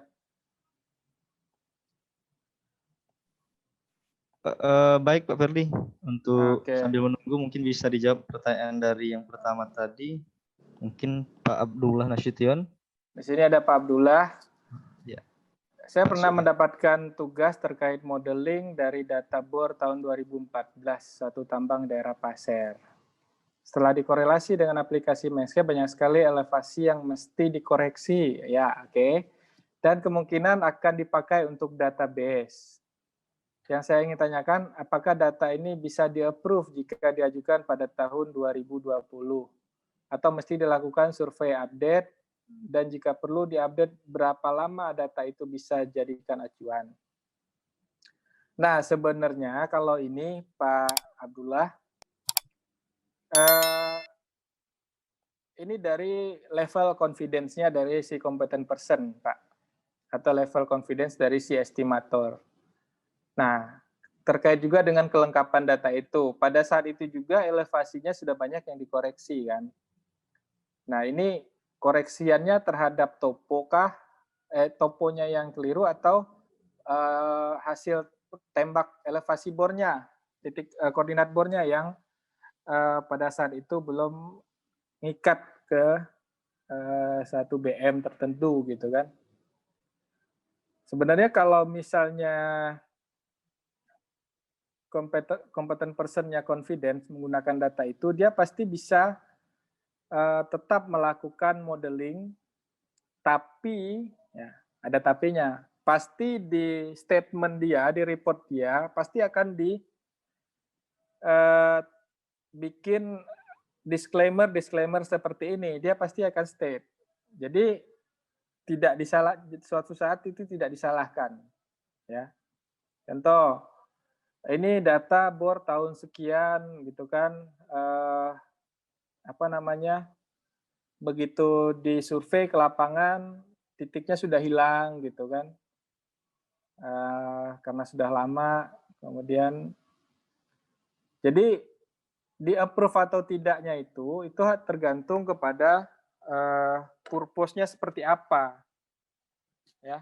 Purpose-nya ke pemerintahan kah gitu kan, atau misalnya untuk keperluan nanti di akhir slide saya ada perluan dapetin uang kah.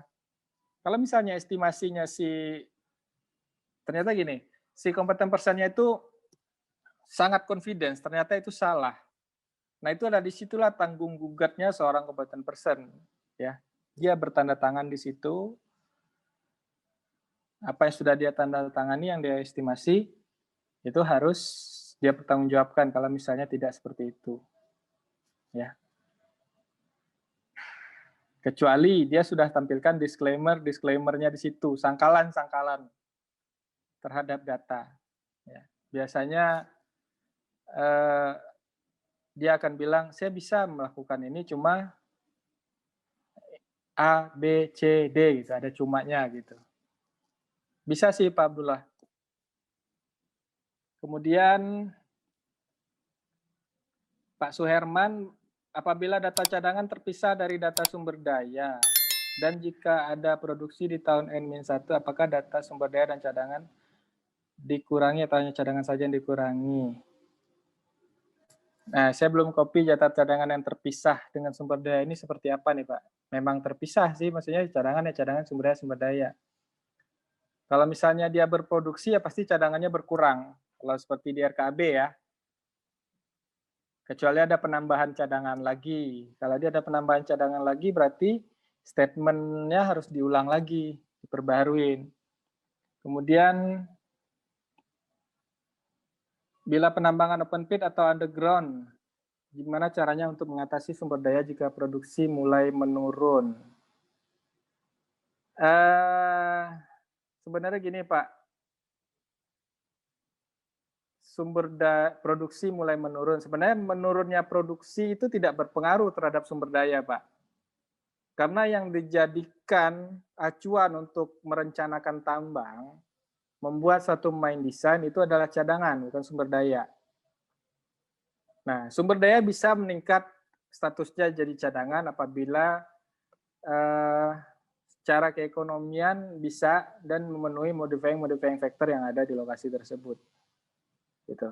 Jadi sebenarnya nggak ada korelasi antara produksi yang menurun dengan sumber dayanya. Kemudian Pak Ilham Agung Ramdan, apabila pada tambang terbuka ditemukan bahan galian dengan kualitas tinggi, namun pada kedalaman yang cukup dalam, apakah ada kemungkinan tambang tersebut berubah menjadi tambang bawah tanah? Bisa aja, Pak, gitu kan? Kalau misalnya di tambang terbuka tidak visible di tambang, cost-nya tinggi, gitu kan, SR-nya sudah tinggi, mungkin akan ada rekomendasi coba dikaji untuk tambang bawah tanah. Nah, untuk tambang bawah tanah itu kan juga perlu cost gitu kan, cost dan kajian-kajian lain gitu kan, geoteknya juga harus bagus. Kalau bisa dia visible di tambang bawah tanah ya why not gitu. Ya. Nanti akan ada kajian tersendiri lagi. Kalau dia secara tambang terbuka dia kalorinya tinggi tapi nggak visible ya, nggak bisa juga. Namanya seorang pengusaha pasti pengen cuan dong, Pak. Itu kan bukan nambang OB. Oke, sementara ini ada 4 pertanyaan. Kalau masih belum puas nanti bisa di chat lagi ya. Saya lanjutkan dulu. Kita udah cukup jauh lewat waktu, cuma nggak apa-apa. Saya habiskan saja sampai slide saya semua ya. Karena nggak keberatan juga peserta ya. Udah jam makan siang, jadi nggak mungkin ada Zoom lain kan. Lanjut ke bid optimization selanjutnya itu yang berpengaruh di situ adalah perhitungan biaya produksi dan estimasi harga jual. Nah, biasanya biaya produksi ini menggunakan rate dari kontraktor. Ya. Biasanya rate umum. Rate itu juga didapatkan dari hasil perhitungan productivity, kemudian cost penambangan yang dari fuel gitu ya, overhead dan lain-lain, capex, opex ya. Bukan capex nanti di sesi lain. Ini opex. Kemudian estimasi harga jual. Nah, estimasi harga jual berbeda-beda, lokasinya di mana, gitu kan, titik serahnya di mana, ya, itu akan berbeda. Lanjut. Ini yang satu lagi, ini sebenarnya peta dunia ya, cuma saya bikin seperti ini aja biar cantik dikit. Yang harus diperhatikan adalah hambatan-hambatan yang ada di permukaan di lokasi tersebut. Ya, yang pertama batas IUP dong. Masa kita mengoptimasi keluar batas dari IUP kita gitu kan? Itu illegal mining udah namanya nanti.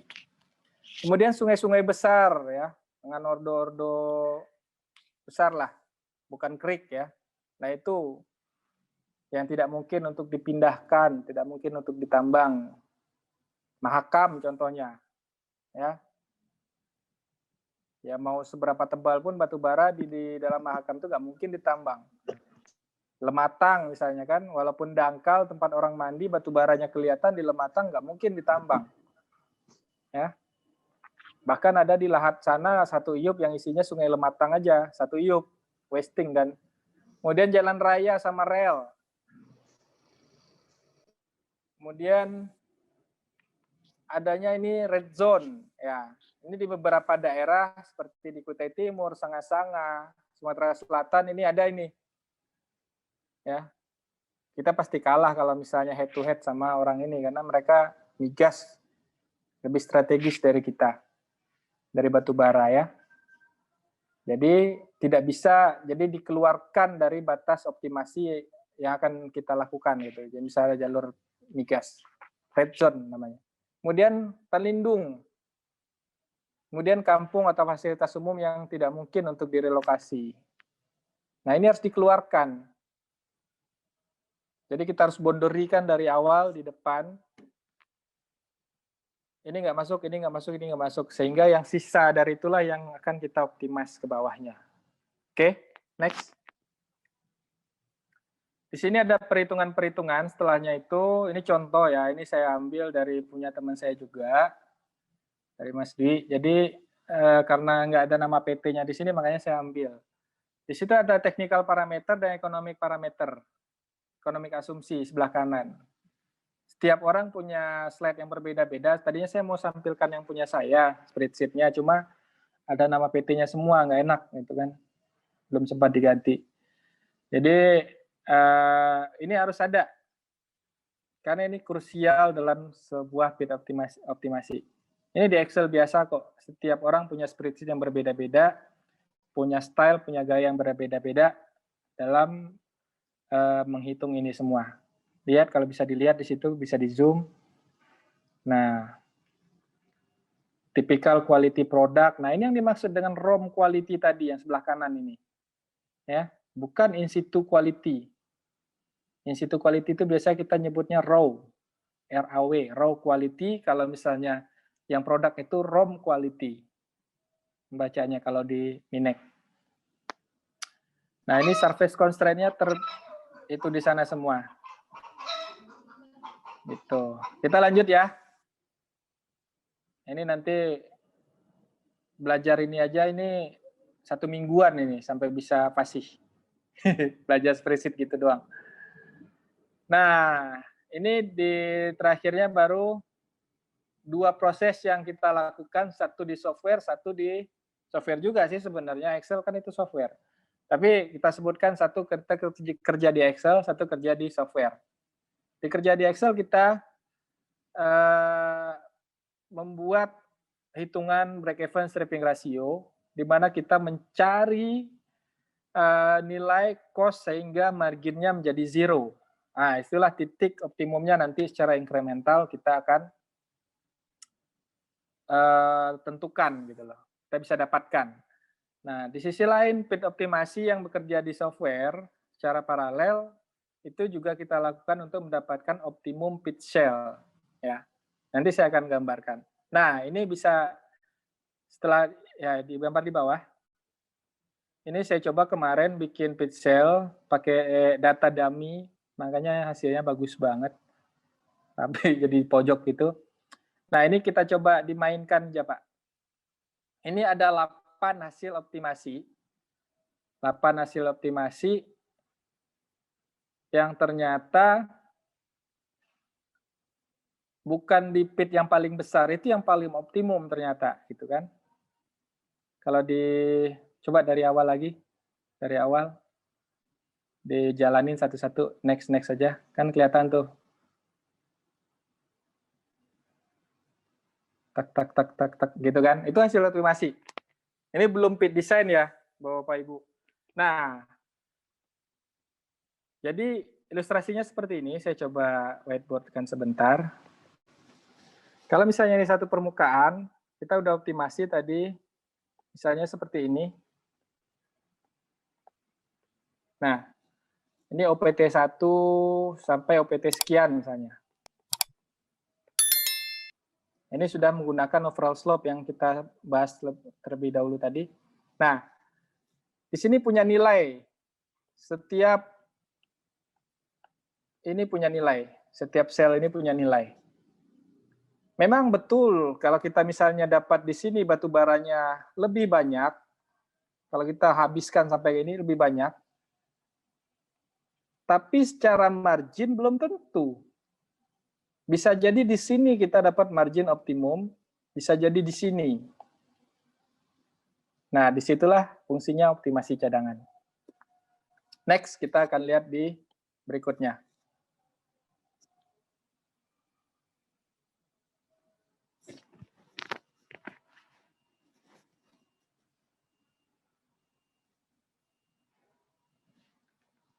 Nah, ini hasil keluaran dari ada namanya parse optimizer di Minek, yaitu sebelah kiri. Kita dapetin yang itu OPT 1 sampai OPT 8 itu adalah hasil dari optimization cell yang digambar sebelumnya ya. Nah, kalau kita lihat itu sama OB-nya meningkat ya. OB-nya meningkat, pasti call-nya juga meningkat. Lebih banyak gitu kan secara incremental. Kumulatifnya nanti beda lagi. Kemudian cost-nya juga otomatis meningkat juga. Nah, cuma di sini ada perhitungan dari Excel sebelah kanan, profit margin. Ternyata di OPT 8 marginnya udah turun lagi ke 442. Artinya tidak di posisi yang optimum. Ya. Nah, jadi optimumnya adalah di sini. Optimumnya di sini. Kok. Ya, optimumnya di situlah. Di 446019. Itu perlunya pit optimizer. Jadi kita begitu dapat sumber daya, dapat model geologi, nggak langsung desain aja tambangnya gitu kan. Nanti berharap untung malah buntung gitu kan. Jadi harus banyak pertimbangan yang harus dimasukkan untuk mengoptimasi suatu sumber daya menjadi cadangan. Ya, lanjut. Kita tinggal sedikit lagi.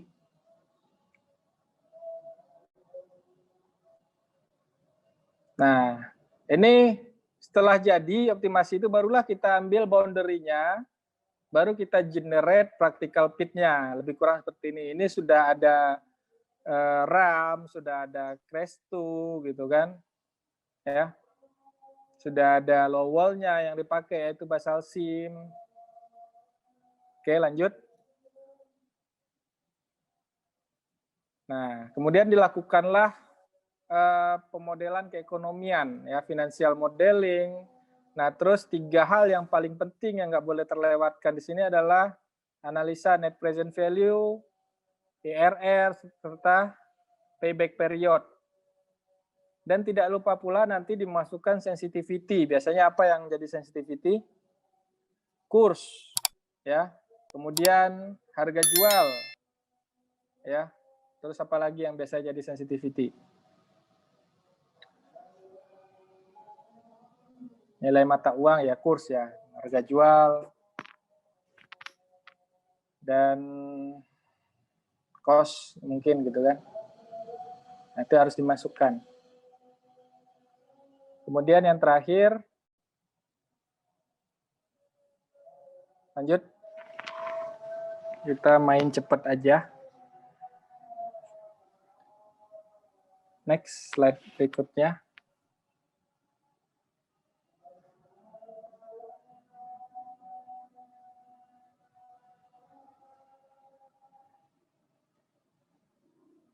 Nah, slide berikutnya adalah modifying factor, faktor-faktor pengubah yang perlu dipertimbangkan. Aspek legal, ya. Aspek legal, misalnya di situ ada. Mohon maaf Pak Berli. Ya. Ini untuk waktunya mungkin sisa sekitar 2-3 menit lagi, Pak. Oh ya udah, oke. Oke. Modifying factor ada legal, sosial, pemasaran, pengolahan, terus lingkungan dan infrastruktur. Kita lanjut. Nanti bisa dibaca aja. Lanjut slide-nya.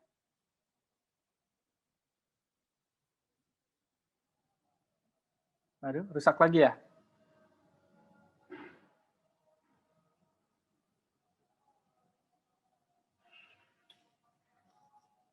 Slide-nya rusak lagi ya?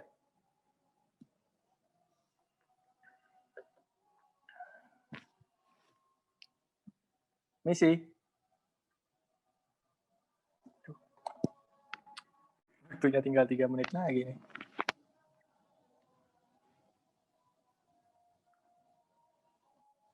Oke. Langsungnya kita kebut aja. Biasanya hasil yang dikeluarkan cuma tabel sederhana, Pak, dari proses seperti ini. Ya, bawah, terus. Tabel sederhana saja, hasilnya proven dan probable. Ya. Di slide nomor 35. Langsung.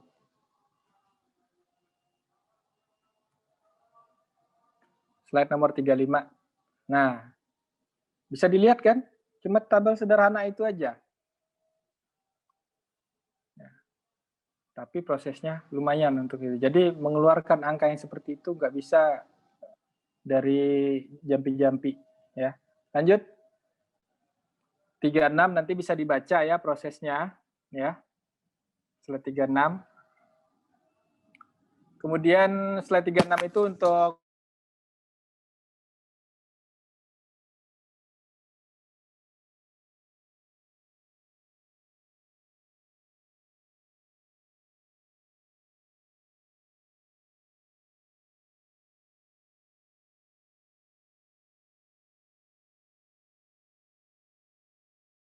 dan juga dari Minex. Ya, ini khusus untuk scheduling, bisa di play. Bisa nggak di play? Ada play-nya nggak? Di yang 37. Nah, itu bisa di play itu di bawah. Nah, ini hasil keluaran dari perangkat lunak untuk pentahapan. Jadi kita dapat LOM. Nah, ini harusnya yang jadi perhatian semua. Kalau misalnya pentahapan tambang itu benar, ya, pentahapan penjadwalan tambang itu benar, LOM-nya benar, itu posisi void akhir itu pasti akan benar. Ya, misalnya kita kayak saya sebagai orang pemerintahan mengecek, udah benar nggak sih scheduling kalian gitu kan? Kalau misalnya dia void-nya di mana-mana, berarti pentahapan tambang dan operasionalnya nggak bagus. Kemudian di terakhir sebelum saya tutup ada reporting. Nah, reporting ini tergantung ya. Slide 38. Reporting ini kebutuhannya untuk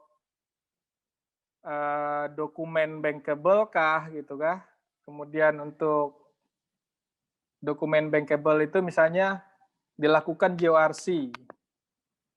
Jadi bank biasanya kalau mau menggelontorkan dana ke suatu badan usaha, dia butuh laporan resource and reserve statement. Bank harus tahu di tempatmu itu yang mau kamu uangkan itu di depan ini berapa sih isinya gitu kan. Disitulah butuh. Kemudian kalau untuk pemenuhan regulasi dan perizinan, ada FS di kita gitu kan. Ya. Ada RKAB, ya kan.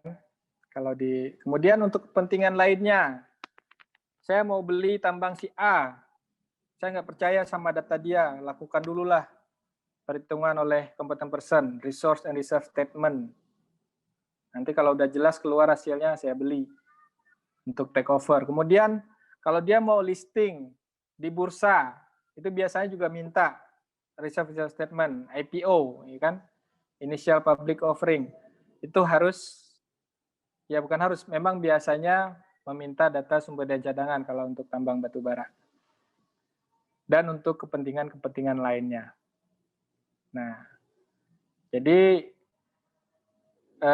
baik kita sebagai profesional ataupun secara pemerintah, secara akademisi ataupun mahasiswa, saya rasa ini sangat perlu untuk kita cermati, ya.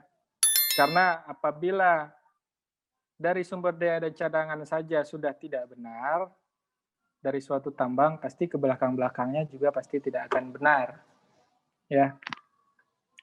Percuma bicara reklamasi, percuma bicara pasca tambang, percuma bicara safety, ya. Kalau barang yang di dalam tanah itu adalah bohong-bohongan, hasil bohong-bohongan. Ya. Oke, mungkin itu dari saya.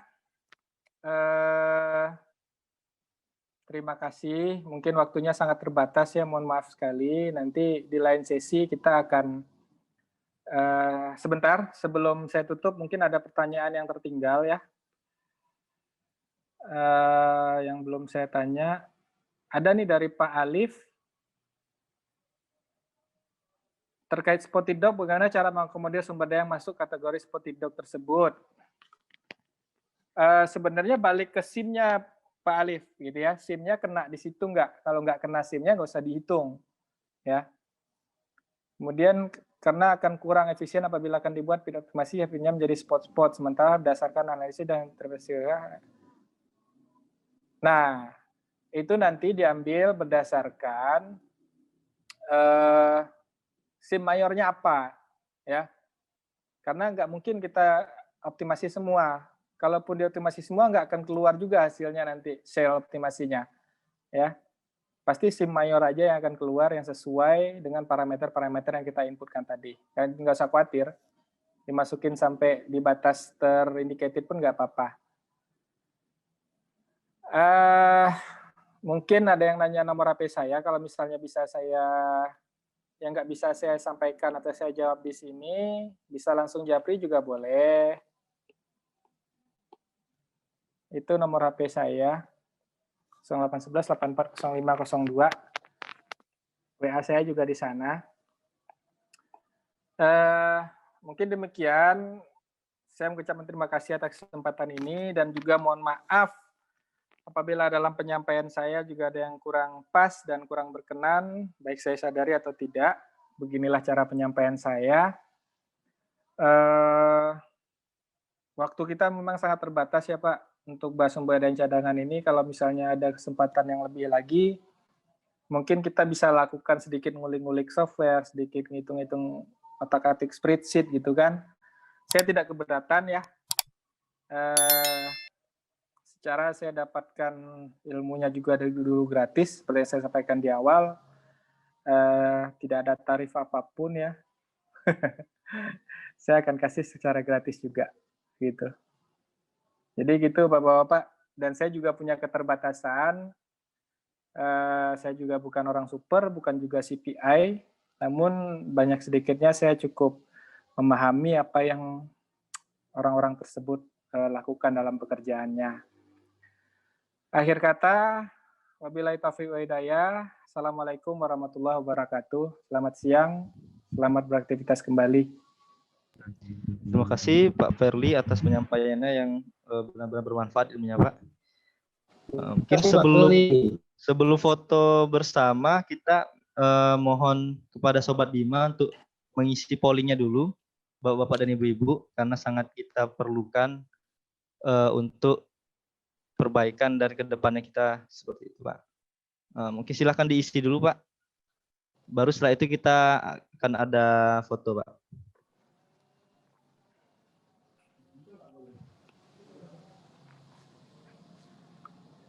Mohon diisi dengan sejujurnya Pak.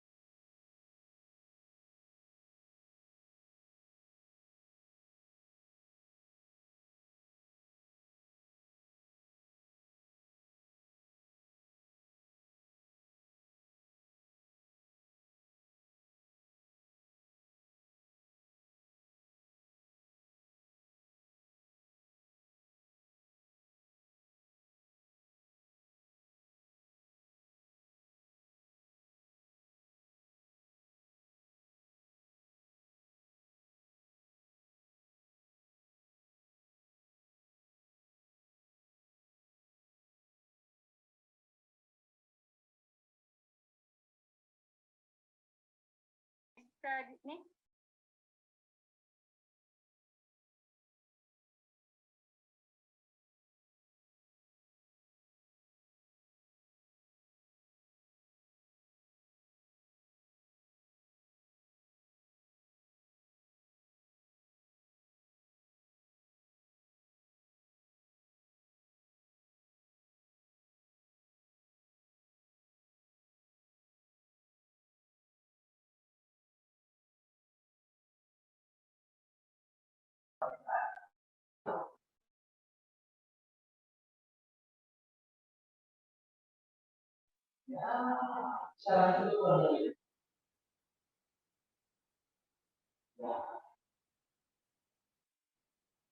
Seharusnya adalah misalnya kita mau buka mati tempat dulu bagaimana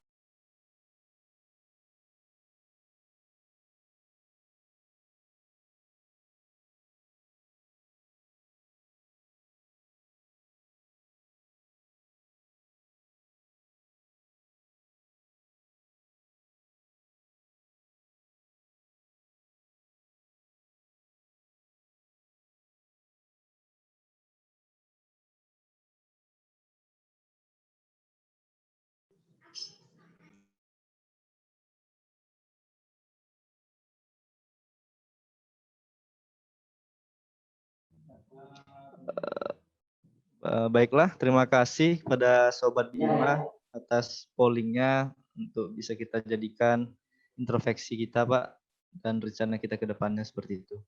Mungkin selanjutnya untuk foto bersama dulu, Pak. Jangan ada yang live dulu. Kita mau foto bersama. Pada Sobat Bima untuk memperlihatkan mukanya, Pak, wajahnya. Baiklah, kita akan mengambil foto di halaman pertama, Pak. 1, 2, 3. Kemudian untuk halaman kedua, 1, 2, 3. Ya. Nah, terima kasih, Pak, untuk webinar kali ini. Nantikan webinar kita selanjutnya di media sosial kita, Pak. Baiklah, wassalamualaikum warahmatullahi wabarakatuh. Terima kasih, Pak Berli. Terima kasih pada Sobat Bima. Assalamualaikum warahmatullahi wabarakatuh. Ya, Pak. Terima kasih, Pak.